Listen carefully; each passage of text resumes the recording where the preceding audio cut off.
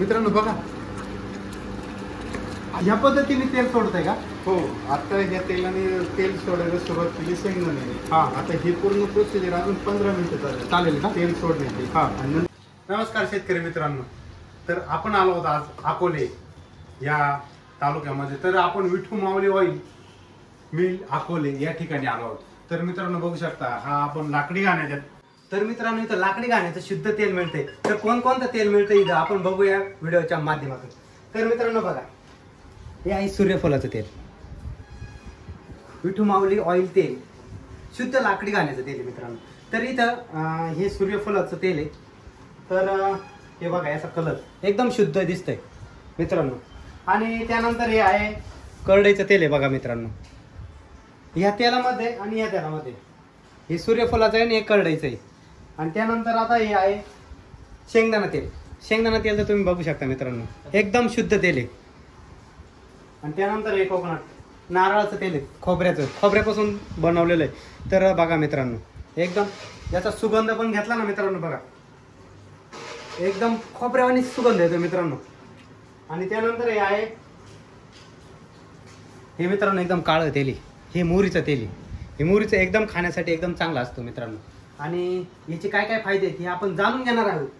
त्या अगोदर आता हे राहिले हे तिळाचं तेल आहे. तिळाचं तेल बघा मित्रांनो. तर हा मित्रांनो गुळ बघू शकता तुम्ही, हा असा तसा नाही, हा सेंद्रिय गुळ आहे मित्रांनो. हा बघा एकदम सेंद्रिय. हा पण इथे विठू माऊली ऑइल मिल अकोले या ठिकाणी मिळतो. तर हे आहे सेदा नमक. सेदा नमक म्हणजे हे मीठ आहे मित्रांनो. हे मीठ हे समुद्रापासून नाही, तर हे खाणीतून तयार केलेलं मीठ आहे मित्रांनो. हे खाणीत दगड असतात, दगडाचं मीठ बनवून हे मीठ केलं असतं, त्यामुळे हे सेंद्रिय मीठ आहे. मीठ मिळतं आणि इथं तेल पण मिळतं. लाकडी घाण्याचं तेल कसं तयार होतं हे आपण जाणून घेऊया व्हिडिओच्या माध्यमातून. तर मित्रांनो हे लाकडी घाणा आहे. आणि या लाकडी घाण्यामध्ये हे ना शेंगदाणे वगैरे टाकतात, शेंगदाणे तीळ हे टाकतात. ही प्रोसिजर आपण बघणार आहोत कशी तयार करतात. तर मित्रांनो बघा, हे टिपाड आहे, या टिपाडामध्ये ठेवलं जातं. आणि काही तेल मग काय होतं ते त्याच्यातला कचरा वगैरे असतो तो खाली बसतो. त्यानंतर या कॉकद्वारे हे करतात. हे मोजण्यासाठी हे इकडे पेंड आहे आणि स्टॉक आहे बऱ्यापैकी. बघा मित्रांनो असं सेटअप केलेलं आहे. तर हा सेटअप कधी टाकलेला आहे, किती दिवसापासून टाकलेला आहे, हे आपण त्यांच्याकडून जाणून घेणार आहेत. नमस्कार, माझं नाव शंतनू गुलाब नवले, शॉपचं नाव विठू माऊली ऑइल मिल अकोले. आणि हा आपण व्यवसाय कधीपासून करताय? ह्या व्यवसायाला साधारणतः 2 ते 3 वर्ष झालेले आहेत चालू करून. तर तुम्हाला हे लाकडी घाण्याचं जेव्हा कधी संकल्पना डोक्यात आली की?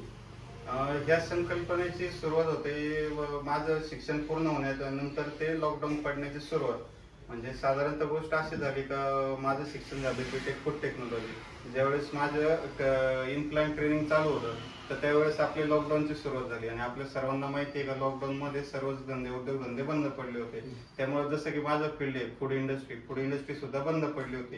तर त्यावेळेसच मी असं ऑब्झर्व केलं होतं की उद्या भविष्यात जाऊन सुद्धा जॉबची श्युरिटी नाहीये, म्हणून करायचं काहीतरी तर स्वतःचा व्यवसाय करायचं हे उद्दिष्ट माझं पहिल्यापासून होतं.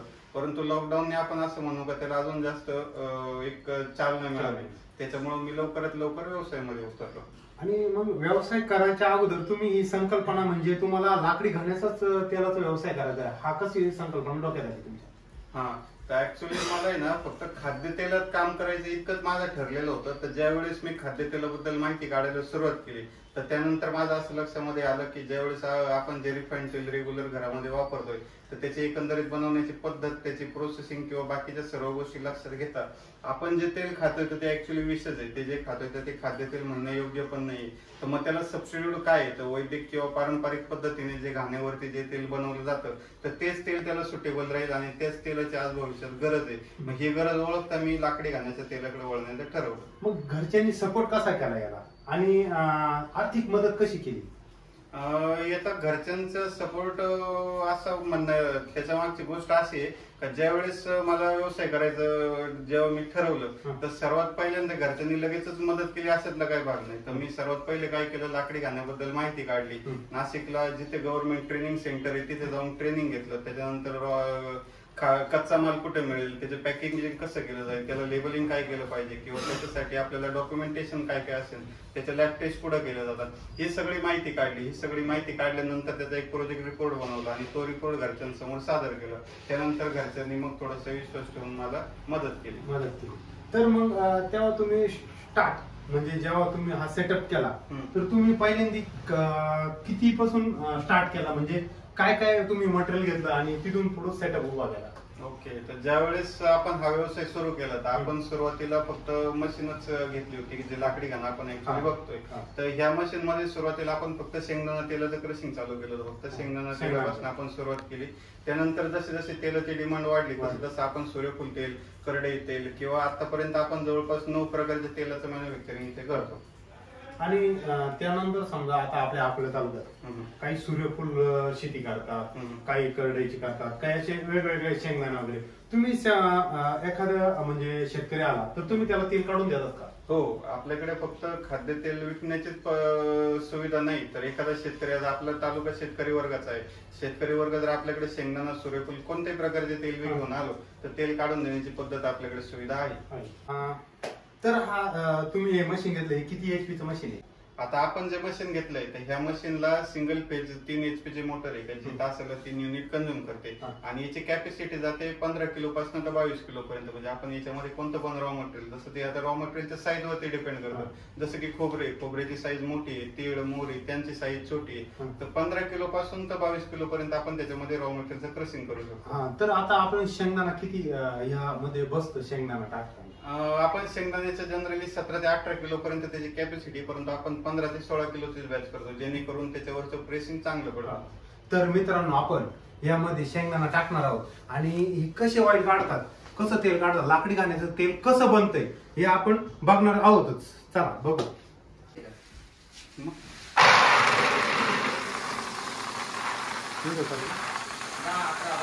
बस बस बस. मित्रांनो बघा, मोजून 15 किलो शेंगदाणे घेतले. बघा शेंगदाणे किती जाड आहेत मित्रांनो. बघा शेंगदाणे.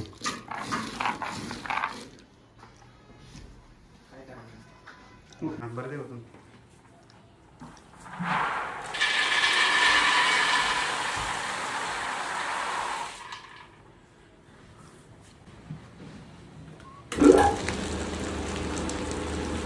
पहिल्यांदा काय होतं या शेंगदाण्याचं जेव्हा चालू होतं तेव्हा?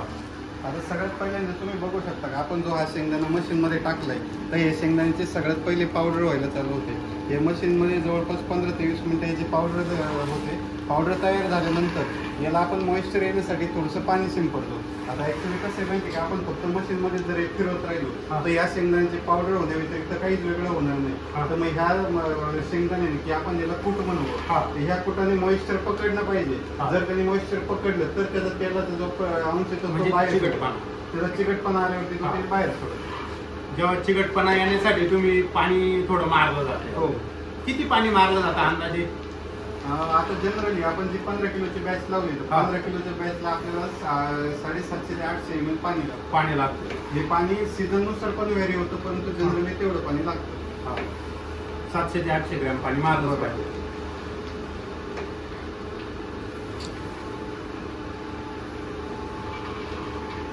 तर मित्रांनो बघा, मित्रांनो तुम्ही बघू शकता एकदम कूट झालाय बारीक. आणि आता यानंतर 15 मिनिटं झालेत, ही प्रोसेसिंग चालू आहे. आणि यानंतर आता थोडं पाणी मारलं जाईल. कमीत कमी 700 ते 800 मिली पाणी मारलं जाते. तर मित्रांनो कूट झाल्यानंतर बघा आता मित्रांनो, आता यानंतर तुम्ही पाणी मारणार आहे का? ऍक्च्युली याची पाणी मारण्याची प्रोसिजर अशी आहे का, आपण एक खट्टी त्याला पाणी मारत नाही. एक खटी पाणी नाही मारायचं. बरोबर. तर आपल्याला जे 700 ml ते 800 ml पाणी मारायचंय, सर्वप्रथम 200 ml, मग 200 ml, मग 200 ml असं आपण 5-10 मिनिटाचं पेस्ट टाकणार. पाणी टाकणार. तर आपल्या या मशीनची कॅपॅसिटी 15 किलोची आहे शेंगदाण्याची. तर याला उतारा किती पडतो आणि किती किलो पडतो उतारा? तर दादा शेंगदाण्याची गंमत अशी आहे का, शेंगदाण्याला जनरली असतं 40 ते 42% उतारा. सरासरी 2.5 किलोला 1 लिटर तेल पडतं. आपण जे 15 किलोचे जे शेंगदाणे टाकले याला 7.5 ते 7 लिटर तेल पडेल. म्हणजे 15 किलोला 7 ते 7.5 लिटर तेल पडतं. आणि मग आपण जो बाकीचा जो म्हणजे आपण काय म्हणतो चौथा काय करतो आपण? याचं तेल काढल्यानंतर जो चौथा वरतो हा. त्याला आपण शेंगदाण्याची पेंड म्हणतो. हा. तर ही पशुखाद्यामध्ये सर्रास वापरली जाते, कारण कसं पण केलं तरी पेंडीमध्ये जवळपास 9 ते 11% तेल शिल्लक राहतं, जे जनावरांच्या तब्येतीसाठी उत्तम असतं. मग हे आपण समजा याच्यात तर आहेच, तर आपण यानंतर काही जण याची प्रोसेसिंग करून दुसरे बाय प्रॉडक्ट तयार करतात अगदीच यापासून. अगदीच आपण हा. शेंगदाण्याच्या पेंडीपासून जसं की शेंगदाणा चिक्की बनवू शकतो हा. किंवा शेंगदाण्याचे लाडू बनवू शकतो. खोबऱ्याच्या पेंडीपासून खोबऱ्याची चिक्की बनवू शकतो किंवा खोबऱ्याची चटणी वगैरे बनवतो. म्हणजे एकंदरीत आपण त्याच्या पेंडीपासून बाय प्रॉडक्ट बनवू शकतो. तर हा लाकडी घाण आहे ज्यावेळेस चालू होतो त्यानंतर काय प्रोसिजर करायला याला दाब कुठून दिला जातो या लाकडी हा. घाण्याला? आपण जसं बघू शकता इथे 2 प्रकारचे स्प्रिंग आहे. ही मोठी स्प्रिंग आहे, ही छोटी स्प्रिंग हा. आहे. तर ही मोठी जी स्प्रिंग आहे हा. तर ही ह्या ज्या लाकडाचा जो दाब आहे हा. तो दाब मेंटेन करण्याचा प्रयत्न करते. हे आपण आता मशीन सुरुवात करण्यापूर्वीच तो दाब सेट करतो. सेट केला जातो. तर आता हा लाकडी गाणा याचा आवाज एकदम स्मूथ आहे. काही लाकडी गाण्यांचं मी बघितलंय त्यांचा आवाज थोडा जास्त असतो किंवा ऐकायला येत नाही जेव्हा तेलाची प्रोसिजर चालू असते तेव्हा. आता एवढं स्मूथ चालू राहिलं याचं काय रहस्य आहे? याच्यामध्ये मेनली तर आपण पहिली गोष्ट म्हणू शकतो की मशीनला जे वापरलेली मोटर आहे हा. तर ही अत्यंत दर्जेदार कंपनीची आहे. आणि कोणत्याही मशीनचं अगदी माणूस आहे म्हटलं तरी माणूस हे मानव यंत्रच आहे. तर कोणत्याही मशीनचं जेवढं आपण मेंटेनन्स चांगलं ठेवू, हा. त्याला ऑइलिंग असेल, बेरिंग असेल, ग्रीसिंग असेल, जेवढ्या गोष्टी आपण मेंटेन ठेवण्याचा प्रयत्न करतो तेवढं मशीनची लाईफ वाढते.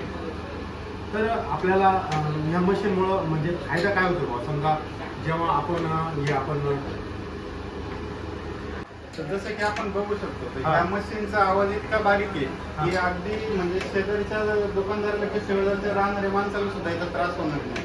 म्हणजे ज्यावेळेस मी मशीन खरेदी म्हणजे चौकशी करत होतो हा. त्यावेळेसच कंपनीने हा क्लेम केला होता की आपल्या फ्रीज इतका आवाज आहे मशीनचा राहील. फ्रीज इतका बरोबर, म्हणजे आपलं जेवढं फ्रीज चालतं तेवढाच आवाज तेवढाच यायला. आवाज आहे. याला आवाजच नाही. नाही. मग आता हे प्रोसेसिंग किती वेळ चालते? आपण जे 15 किलोची बॅच लावलेली तर हा. त्या बॅचला सरासरी 1 ते सव्वा तास लागतो. आता 10-15 मिनिटं झाली. तुम्ही अजून याला म्हणजे अजून चालूच आहे. बरोबर. याला तुम्ही म्हणले आता पावडर झाल्यानंतर पाणी मारणार आहे. बरोबर. पण हे पावडर आता झाली पण याला पाणी कधी मारणार तुम्ही? आता जसं की आपण बघू शकतो याची पूर्णपणे पावडर झालेली आहे. तर इथून पुढे आपण पाणी मारण्याची प्रोसिजर चालू चालू. लिक्विडची बॉटल घेतलेली आहे. आपण आता याला सुरुवातीला हळूहळू पाणी मारण्याची प्रोसिजर चालू करू. मित्रांनो असं पाणी मारलं जात आहे बघा.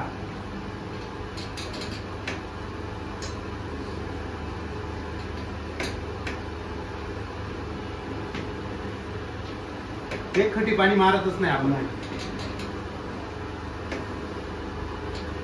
ऑइल कधी म्हणजे तेल कधी म्हणजे खाली उतारणार? ज्यावेळेस आपलं 700 ते 800 ml पर्यंत पाणी मारून होईल तर आपण चेक करू शकतो. याचा एक लाडू बनवू शकतो. हा. ज्यावेळेस याचा लाडू डिंकासारखा कडक बनेल हा. तर तेव्हापासून ते तेल सोडायला चालू करेल. तेल सोडायला चालू होतं. बरोबर. तर तुम्ही आता हे पाणी मारले किंवा तेल आणि पाण्याचं चालत नाही किंवा आपण तेल जेव्हा उकळतो त्याच्यात पाणी टाकलं कसं म्हणजे त्याचं कधी जमत नाही. तुम्ही पाणी मारलंही मग हे पाणी जाते कुठं? अगदी बरोबर. जसं तुम्ही विचारलं की याच्यामध्ये आपण जे पाणी मारतोय तर हे पाणी ज्यावेळेस आपण त्याची पेंड बनते तेल काढलं जातं तर त्याच्या पेंडीमध्येच जातं. कारण पाण्याचं आणि तेलाचं कधी जमत नाही. दोघांची डेन्सिटी वेगळी असल्यामुळे पाणी कधीच तेलात मिक्स होत नाही. ते सगळं पेंडमध्ये जातं. आणि मग आता आपला हा व्यवसाय 3-1 वर्ष झालाय आपला टाकला. हो. तर मग आता तुम्ही आतापर्यंत प्रवास कसा झालाय तुमचा? ह्या व्यवसायाला आपल्याला झाले 3 वर्ष. हा. तर ज्यावेळेस आम्ही व्यवसायाला सुरुवात केली होती नवीन तर सुरुवातीला कसं होतं माहिती का सगळ्यात पहिला मेन प्रॉब्लेम येतो लोकांचा किंमत. कारण आपण आता आहे खेडेगावाच्या ठिकाणी किंवा तालुक्याच्या ठिकाणी असं म्हणा. तर इथल्या तालुक्यात सगळ्यात मोठा प्रॉब्लेम असा आहे की लोक कोणती वस्तू खरेदी करताना सगळ्यात पहिले बघतात किंमत. आता याची किंमत अशी आहे का तिथं थोडंसं लोक विचार करतात. मग हा सगळ्यात मोठा प्रॉब्लेम होता माझ्यासाठी की आपण अडचण म्हणून अडथळा म्हणून माझ्यासाठी का तो जोपर्यंत मी ओव्हरकम करणार नाही तोपर्यंत लोक काही त्याच्याकडे वळणार नाही.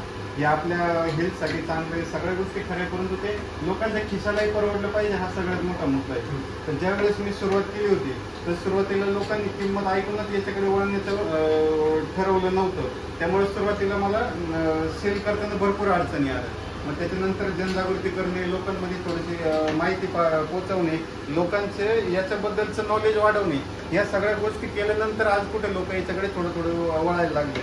आणि त्याचं आर्थिक गणित पण आहे, ते आर्थिक गणित पण आपण समजून घेणार आहोत आणि ते पण मी तुम्हाला सांगेल की हे गरिबाच्या खिशाला सुद्धा कसं परवडेल. आणि मग काय समजा तुम्ही पहिल्यांदा जेव्हा धंदा चालू केला तेव्हा तुम्ही किती माल म्हणजे किती तुम्ही प्रोसेजरमध्ये किती लिटर विकत होता दिवसात आणि आता कसं आहे? तर ज्यावेळेस आपण सुरुवात केली होती तर सुरुवातीला मी जवळपास 50 ते 100 किलो शेंगदाण्यापासून म्हणजे 20 ते 25 लिटरपासून सुरुवात केली होती. आज तेच आपली विक्री जवळपास 2 ते 2.5 टनापर्यंत जाते महिन्याला.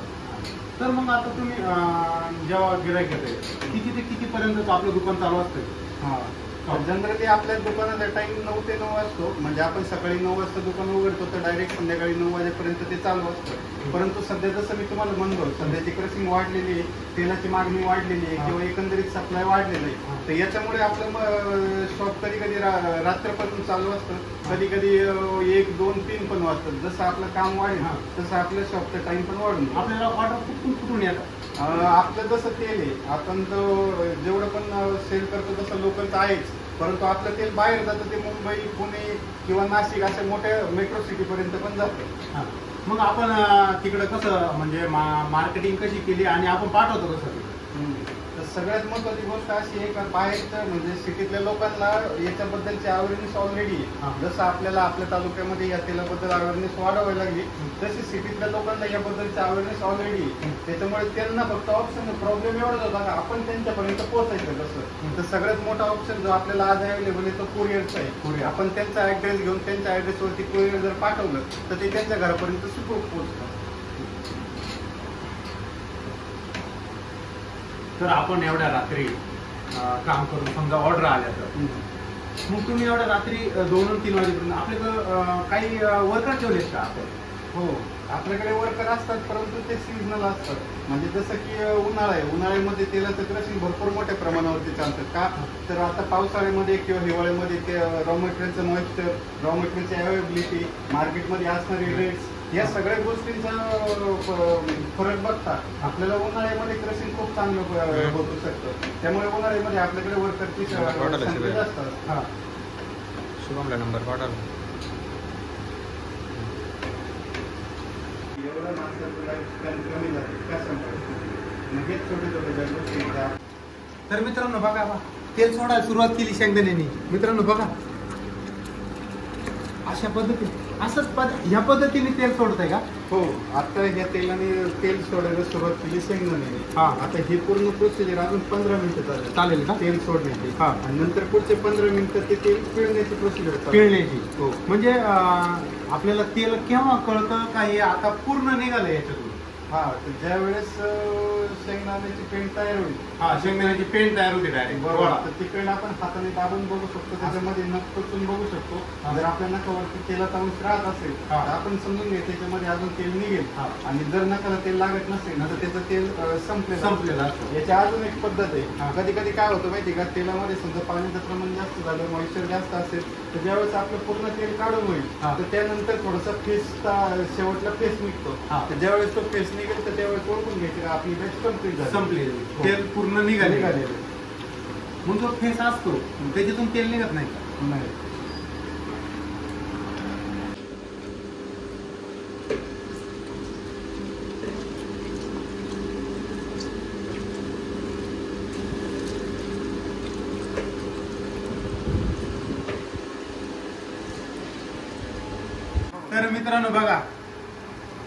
तर मित्रांनो बघा, तेल तयार झालेले आहे आणि अशीच प्रोसिजर चालू असते. आणि आता कमीत कमी अर्धा ते 1 तास होत आलाय आणि हे तेल चालू आहे, अशीच प्रोसिजर चालू आहे. तर याच्यापासून काही धोके आहेत का या मशीन पासून? माणसाचा निष्काळजीपणा हा माणसाला कुठेही नडू शकतो. त्याच पद्धतीने जर मशीन काढताना काळजी घेतली नाही, प्रॉपर प्रिकॉशन घेतले नाही तर नक्कीच मशीनचा धोका आहे. जसं की आपण बघू शकतो इथे हात अडकू शकतो किंवा हात चिरडला जाऊ शकतो. तर जसं आपण मशीनची काळजी घेऊ तसं आपण ते काळजीशीर करू. आता हे तेल तयार झालंय पण हे तेल आपण कधी सोडणार आहे खाली? तर आपण जसं बघू शकतो हे तेल अजून कच्चं तेल आहे. हे तेल दिसताना गडूळ दिसतंय गढूळ आहे. किंवा हा. हे तेल अजून त्याचा प्रॉपर कलर आलेला नाही, त्याचा हा. प्रॉपर स्मेल आलेला नाही. हा. याला आपण थोडंसं नॉर्मल रूम टेम्परेचरला गरम होईल इतकं गरम होऊ देऊ. हा म्हणजे गरम गरम झालं पाहिजे. हा, मग ते गरम झाल्यानंतर काढून देऊ. आणि मग ही प्रोसिजर अशीच चालू ठेवणार. ही प्रोसिजर अजून किती वेळ चालणार आहे? आता 15 मिनिटं, अजून 15 मिनिटं. अजून 15 मिनिटं ही प्रोसिजर अशी चालू राहणार. हो. मग हे फक्त वरचं जे हे पेंड आहे ती खाली काढायची का? बरोबर. आता ही पेंड आपण जशी बघू शकतो तर ते हळूहळू वर सरकत राहते. आपण ती तोडायची, पुन्हा खाली टाकायची. हा. ती पुन्हा वर सरकत राहते. आपण पुन्हा तोडायची, पुन्हा खाली टाकायची. याच्यातून पद्धत तेल चालू निघत राहते. असते. हो, या प्रोसिजर मध्ये तेल निघायचं काम चालू राहतं. आणि जेव्हा जेव्हा हे तेल पूर्ण आता हे एवढं घट्ट दिसतंय आपल्याला, एक म्हणजे टेम्परेचरमुळे थोडं पातळ होतं का नाही, किंवा मग काय होतं? ह्या तेलाचं आहे ना, ज्यावेळेस त्याला टेम्परेचर येईल तर ह्या तेलाचा कलर चेंज होईल, ह्या तेलाची स्मेल चेंज होईल हा. आणि याला म्हणून थोडंसं याचं टेक्स्चर पण चेंज होईल. हा. आणि हे मग त्यानंतर आपण खाली सोडणार. हो. आता मित्रांनो हे तेल, आता हे तेल आहे ना मित्रांनो, याला टेम्परेचर वाढलेलं आहे. म्हणजे कमीत कमी 40 ते 50 टेम्परेचर पर्यंत हे तेल गेलेलं आहे. झालं. आणि हे बोट बुडवल्यानंतर हे गरम लागतं. हे यांनी लक्षात येतं बोट बुडवल्यानंतर. आता हे तेल काढायचंय मित्रांनो. बघा हे इथं हे कॉक आहे, हे कॉकच्या साईडने हे मित्र आपले काढणार आहे. मित्रांनो बघा तेल कसं काढायचं. हे अशा पद्धतीने तेल निघतंय मित्रांनो. आणि हे आहे 10 लिटरचं भांड. तर आपलं 15 किलो शेंगदाण्यासाठी तर आपल्याला हे 7 ते 8 किती मिक्स आहे? 7 लिटर पर्यंत हे आपल्याला तेल निघू शकतं. तर आपण काढू राहिले. हे बघा मित्रांनो असं निघतंय. यानंतर काय प्रोसिजर करणार आहे? यानंतर आपलं हे तेल काढल्यानंतर काय प्रोसिजर असते? हे तेल काढल्यानंतर आपण जसं की बघू शकतो इथं आपल्याकडे टाके आहेत. हा. त्या टाक्यांमध्ये आपण त्याला सेटल होण्यासाठी ठेवतो. हा. तर ते सेटल होण्यासाठी 2 ते 3 दिवसासाठी ठेवलं जातं. 2 ते 3 दिवसासाठी ठेवावं लागतं. तेव्हा ते सेटल होतं. बरोबर. मग आता हे तेल काढलंय आपण बघू शकता मित्रांनो. बघा 15 किलो मध्ये जे 10 लिटरचं आहे भांड आहे. तर एवढं कमी आहे. म्हणजे कमीत कमी 7 लिटर आपल्याला निघालं आहे ते. तर हे 7 लिटर आपण ते परत भांड्यामध्ये टाकणार आहोत. आणि ते टाकल्यानंतर 2 ते 3 दिवस हे सेटल होण्यासाठी ते ठेवणार आहेत. त्यानंतर जेव्हा सेटल होईल की म्हणजे आपण जे वरचा कचरा असतो तो खाली बसतो. खाली बसल्यानंतर ते वरचं तेल असतं ते वापरलं जातं. बघा मित्रांनो परत चालू केलंय. ही परत चालू का केलंय तुम्ही? आता ही पण पुढे झाली पिळण्याची प्रोसेस चालू. ही जी पेंड आहे ही हा. पेंड त्याच्यात टाकून कळून गेली. हा आता ही पिळण्याची प्रोसेस चालू आहे. मित्रांनो ही पिळण्याची प्रोसेस चालू आहे. आता 15 किलो आपण जे शेंगदाणे टाकले सगळ्यात मेहनतीचे आणि शेवटचे कट्टे हे 1 लिटर साठी असतात मित्रांनो. हे शेवट एखादा लिटर तेल निघतं त्यासाठी भरपूर काही कष्ट आहे. सगळ्यात जास्त कष्ट आता हे शेवट घ्यावं लागतात 1 लिटर साठी. बघा मित्रांनो कसे.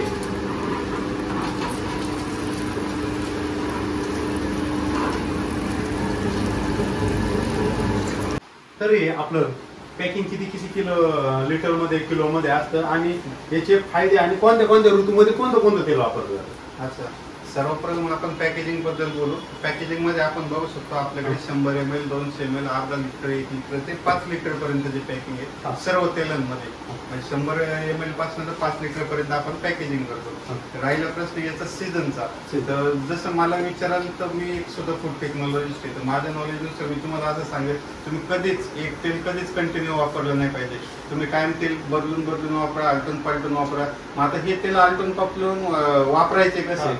तर तुम्ही ते सीझननुसार वापरू शकता. जसं की आपण काय करायचं, आपले आजोबा आपल्याला थंडीच्या काळामध्ये तिळाचे लाडू द्यायचे, तिळगुळ खाऊ घालायचे. म्हणजे काय असतं, एकंदरीत तिळामध्ये उष्णता असते. तर थंडीच्या सीझन मध्ये किंवा हिवाळ्यामध्ये आपण तिळाचे तेल खाऊ शकतो. जेणेकरून बॉडीची जी हीट आहे ती मेंटेन केली जाते किंवा तुम्हाला बाहेर न हीट घेण्याची गरज पडत नाही. आता उन्हाळ्यामध्ये समजा उन्हाळ्यामध्ये काही लोकांना उष्णतेचे प्रॉब्लेम होतात. तुम्ही उन्हाळ्यामध्ये खोबऱ्याचं तेल खा. खोबऱ्याचे तेल हे थंड असते. त्याच्या नैसर्गिक थंडपणेमुळे तुम्हाला तुमच्या बॉडीचं टेम्परेचर मेंटेन राहतं पुन्हा.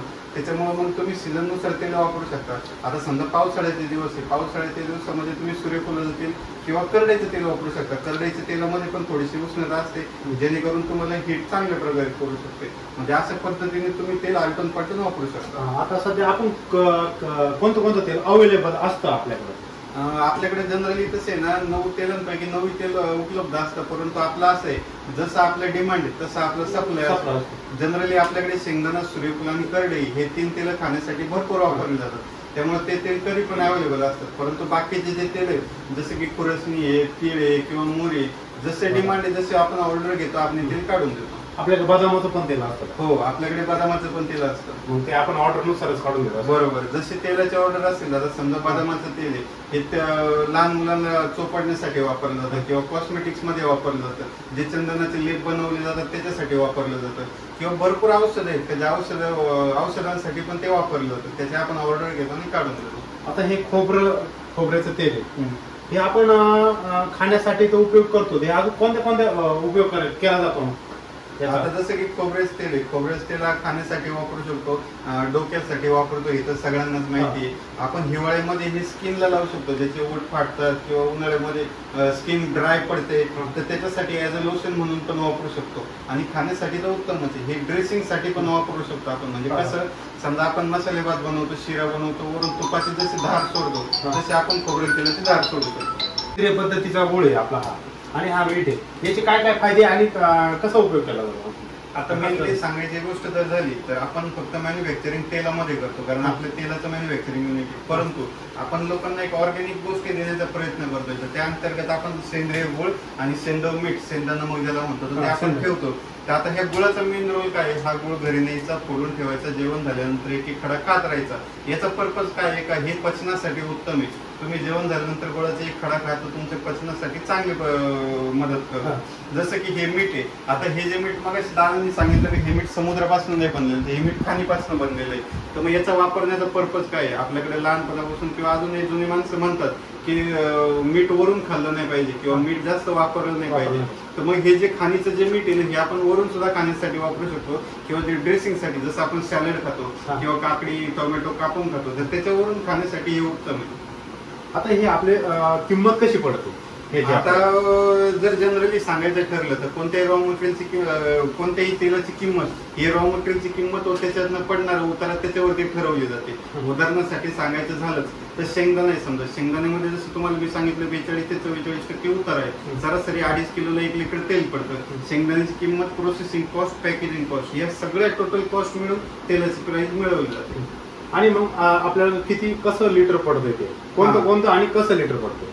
आता परत तुम्हाला मी जसं शेंगदाणे सांगत होतो त्याप्रमाणे सांगतो. जसं की शेंगदाणा आहे, शेंगदाणा आपल्याकडे पडतं 300 रुपये लिटर. आता हे तेलाची परत गंमत अशी, तुम्हाला मी मगाशी बोललो होतो की मी तुम्हाला किमतीचं अर्थशास्त्र सांगणार आहे. आता हे जे तेल आपण लाकडी घाण्यावरती बनवतो, तर ह्या तेलाला टेम्परेचर 60 मॅक्सिमम 60 डिग्रीच्या वरती जात नाही. का? तर ते लाकडी घाण्यामध्ये बनवलेलं आहे. मग ह्या तेलाची जर थिकनेस चेक कराल तर याची थिकनेस आपल्या रिफाईंड तेलापेक्षा खूप जास्त आहे. मग जिथं तुम्हाला रिफाईंड तेलाच्या एका भाजीला 2 चमचे लागतात, तर याचा 1च चमचा तुम्हाला पुष्कळ होतो. म्हणजे जिथं तुम्ही महिन्याला रिफाईंड तेलाचं 5 लिटर वापरताय, तिथं तुम्हाला हे 2 ते 2.5 लिटर पुष्कळ होतं. मग तिथं तुम्हाला किंमत पण कमी पडणार आहे, तिथं तुम्हाला तेल पण कमी वापरलं जाणार आहे, आणि सगळ्या गोष्टींमध्ये तुम्ही एकदम ओरिजिनल तेल खाणार. आणि मग ती आरोग्यासाठी कसं आहे? हा, हे तेल आरोग्यासाठी रिफाईंड तेलापेक्षा 100 आहे, मी म्हणतो 101% उत्तम आहे. आणि खाण्यासाठी म्हणतो ते जे बाहेरचं तेल आहे आणि ह्या तेलामध्ये काय फरक आहे नेमकी, आणि चवीला कसं लागतं? जसं की रिफाईंड तेलाबद्दल आपण बोलतो, रिफाईंड तेलाचे जर प्रोसेसिंग बघाल, रिफाईंड तेलाला जवळपास 400 ते 450 डिग्री पर्यंत उकळलं जातं. ज्यावेळेस त्याची प्रोसेसिंग चालू राहते, तर ज्यावेळेस तेवढ्या टेम्परेचर पर्यंत तेल उकळलं जातं, तर तेलामधले जे नैसर्गिक घटक आहे, जसं फॅटी ऍसिड असतील, व्हिटॅमिन्स असतील किंवा काही प्रमाणामध्ये मिनरल्स असतील, तर त्या टेम्परेचरला ते फॅटी ऍसिड जळून जातात. जळून गेल्यानंतर परिणामी त्या तेलात जो उरतो तो फक्त चोथा उरतो, आणि हा चोथा आपले कोलेस्ट्रॉल, फॅट्स किंवा आपले जे ब्लॉकेजेस तयार होतात ते तयार होण्यासाठी कारणीभूत ठरतो.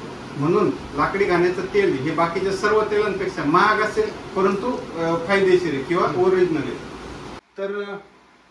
तर हे आपलं जे मार्केटमध्ये तेल उपलब्ध आहे त्यापेक्षा हे थोडे महाग जातात. यापासून ग्राहकांना कोणता फायदा आहे? अच्छा, जसं की आपण बघतोय हे तेल, लाकडी घाण्याचे तेल नॉर्मल तेलापेक्षा महाग आहेत किंवा रिफाईंड तेलापेक्षा महाग आहेत, परंतु याचे बेनिफिट तुम्ही आज बघाल, आज खिशाला रिफाईंड तेल परवडते म्हणून ते आज वापराल, परंतु रिफाईंड तेलाचे दुष्परिणाम इतके वाढले तर लोकांना हार्ट अटॅक आहे, डायबिटीस आहे, कोलेस्ट्रॉल आहे. इव्हन आपण जर जुन्या काळी बघाल तर आपले आजी आजोबा किंवा त्यांच्या पहिलीची एक पिढी 100 वर्ष जगत होती. आजच्या माणसाला 50 मध्ये त्याला हार्ट अटॅक येत आहे, ब्लॉकेजेस किंवा इव्हन बीपी शुगर कसली तरी गोळी चालत होते. तर एवढं माणसाचं लाईफ कमी का झालंय, एवढं माणसाचं आयुष्य का कमी झालंय, तर त्याला जे मेनली जे रिझन आहे ते 2-3 कारणांपैकी एक मुख्य कारण तेल आहे. का बरं, मुख्य कारण हे तेल आहे. का तर ह्या तेलाचं आपल्या आहारामधलं प्रमाण भरपूर जास्त आहे. मग तुम्ही एवढं तेल जर रोज खाताय तर ते तेल तुम्ही एवढं तेल तुम्ही खाताय तर एवढं केमिकल तुम्ही तुमच्या शरीरामध्ये घेताय, एवढं केमिकल तुम्ही तुमच्या शरीरामध्ये घेताय. आज का घेताय, फक्त तुम्ही त्याची किंमत बघताय. का तर रिफाईंड तेल आज मार्केटमध्ये स्वस्त मिळतंय. परंतु हे तुम्ही आज घ्याल, तुम्हाला आज खिशाला ते थोडंसं परवडणार नाही, परंतु याचे तुमच्या आयुष्यावरती लॉंग टर्मचे इफेक्ट खूप चांगले आहेत. म्हणजे तुमचं आयुष्य याने वाढणार असेल तर तुम्ही आज खर्च का करणार नाही. जर रिफाईंड तेल तुम्ही वापराल तर रिफाईंड तेलाने तुमचं आयुष्य नक्कीच तुमच्या आयुष्यावरती कधी ना कधी त्याचा इफेक्ट दिसणारच आहे. तर माझं तुम्हाला सर्वांना विनंती हीच राहील, तुम्ही कोणतं बी तेल वापरा, फक्त रिफाईंड तेलापेक्षा लाकडी घाण्याचं तेल वापरा. तर ग्राहकांचा आपल्याला प्रतिसाद कसा आहे? नक्कीच ग्राहकांचा प्रतिसाद याच्यासाठी उत्तमच आहे. एकदा एखाद्या व्यक्तीने जर लाकडी घाण्याचं तेल खायला चालू केलं तर याची टेस्ट, याचा स्मेल, याच्या सर्व ज्या गोष्टी आहेत तर त्या भाजीला पण त्याची टेस्ट येते मस्तपैकी, त्या तेलाचा त्याला स्मेल पण येतो. एकंदरीत एकदा माणूस या तेलाकडे वळाला तर तो जर लवकर रिफाईंड तेलाकडे जात नाही. आणि आपला ज्यांना आपल्या तेल हवंय त्यांसाठी तेल मिळण्याचा पत्ता ठीक आहे. तर सध्याचा आपला जो दुकानाचा पत्ता आहे अकोले तालुक्यामध्ये अकोले तालुक्यामध्ये आपल्या अकोले बस स्टँडच्या समोर प्रतिबिंब फोटो स्टुडिओच्या वरती सध्या आपण शॉप चालू केलेले आहे. तर आपला मोबाईल नंबर? आपला मोबाईल नंबर आहे 7972 33 63 41. तर मित्रांनो, असेच नवनवीन व्हिडिओ बघण्यासाठी तुम्ही अभि फार्मर या युट्यूब चॅनलला सबस्क्राईब करा, लाईक करा, शेअर करा. तोपर्यंत धन्यवाद मित्रांनो. जय जवान जय किसान.